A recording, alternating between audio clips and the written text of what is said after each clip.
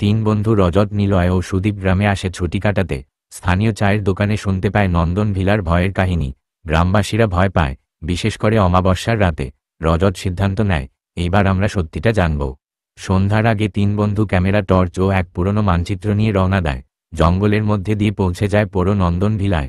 প্রবেশ করতেই গায়ে কাটা দেওয়া ঠান্ডা, ছেঁড়া পর্দা, ছাদে বাদুর আর ভাঙা পিয়ানো।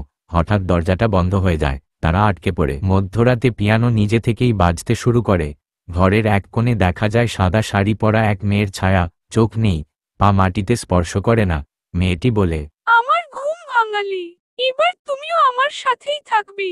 তারা পুরনো কাগজপত্র খুঁজে পায়, জানে এই বাড়ির মালিকের মেয়ে নিশি প্রেমে প্রতারিত হয়ে আত্মহত্যা করেছিল। তার আত্মা এখনো বাড়িতে বন্দী, প্রতিটা অমাবস্যায় সে ডাকে কাউকে তার সাথী বানানোর জন্য। সুদীপ হারিয়ে যায়, কেবল তার ক্যামেরা পড়ে থাকে। স্ক্রিনে দেখা যায় ছায়াটিকে সে ছুতে যেতেই অদৃশ্য হয়ে গেছে। রজত ও নিলয় পালাতে চেষ্টা করে, কিন্তু দরজা খোলে না। নিশির আত্মা বলে, তোমরা আমার গল্প শেষ করো, তাহলেই মুক্তি পাবে।